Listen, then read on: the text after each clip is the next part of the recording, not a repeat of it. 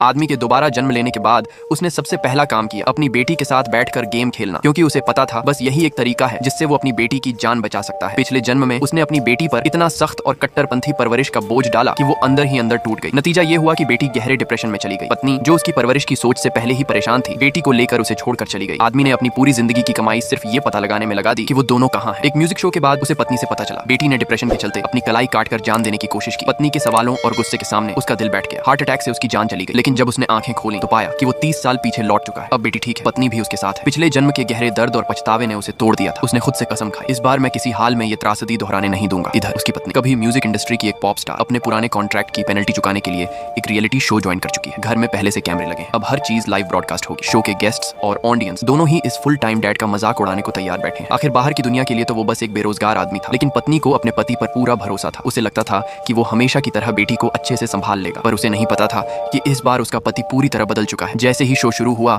घर के सीन सीधे बड़ी स्क्रीन पर आए। किसी ने सोचा भी नहीं था कि आदमी का अगला कदम सभी को हैरान कर देगा। बेटी पहले तो शॉक्ड और अलर्ट हो गई। ऑनलाइन व्यूअर्स भी सोच रहे थे कि ये सब मजाक है, पर उसने सच में बेटी के साथ मिलकर गेम खेलना शुरू कर दिया। इधर शो के गेस्ट्स ने ताने मारने शुरू कर दिए। होस्ट ने पत्नी को मैसेज भेजने का सुझाव दिया, पूछ लो बेटी का होमवर्क हुआ या नहीं, लेकिन शो के लाइव होने का जिक्र न करने को कहा। पति ने तुरंत जवाब भेजा, सारा होमवर्क हो गया, बेटी अभी पियानो प्रैक्टिस कर रही है, सब सही किया है, डांस प्रैक्टिस भी हो जाएगी। और हाँ, अगर मैं इसे टॉप टियर गेमर नहीं बनाऊं तो मैं इसका बाप नहीं। बेटी ने पूछा, और मेरा होमवर्क? आदमी ने मुस्कुराकर कहा, तुम्हारा होमवर्क 5 मिनट में मैं कर दूंगा। ऑडियंस में हड़कंप मच गया। पत्नी भी सोचने लगी, ये आदमी बच्चों को पाल रहा है या बच्चों जैसा बिहेव कर रहा है। धीरे धीरे आदमी की पॉपुलैरिटी गिरने लगी। होस्ट ने चेतावनी दी, अगर सपोर्ट रेटिंग 10% से नीचे गई तो पत्नी को शो से बाहर कर दिया जाएगा। साइकोलॉजिस्ट गेस्ट ने कहा, ये तरीका बच्चे को बिगाड़ देगा, शो को यहीं रोक देना चाहिए। पत्नी के माथे पर पसीना था। वो सोचने लगी, कहीं मुझसे बड़ी गलती तो नहीं हो गई। तभी स्क्रीन पर माहौल बदल गया। ऑनलाइन ऑडियंस जो अब तक मजाक उड़ा रही थी, बेटी की हंसी सुनकर चुप हो गई। लोग बोले, कितने टाइम बाद किसी बच्चे को दिल से हंसते देखा है। फिर जब आदमी ने गेम में प्रो लेवल मूव दिखाकर 5 खिलाड़ियों को हराया तो बाहर बैठा प्रोफेशनल गेमर तक दंग रह गया। ये तो प्रोफेशनल से भी ऊपर है। पॉपुलैरिटी तेजी से बढ़ने लगी। लंच टाइम हुआ। पत्नी को पूरा भरोसा था कि पति अब बेटी को हेल्दी खाना खिलाएगा, लेकिन पति ने ग्रिल्ड बारबेक्यू प्लेट परोस दी। पिछली जिंदगी में उसने बेटी की डाइट इतनी सख्त रखी थी कि बेटी को ईटिंग डिसऑर्डर हो गया था। इस बार वो उसे खुश देखना चाहता था। ऑडियंस फिर नाराज हो गई। पत्नी ने कॉल करके पूछा, तुम ऐसे कैसे खिला सकते हो? बेटी और पिता ने मासूमियत से झूठ बोला, मम्मी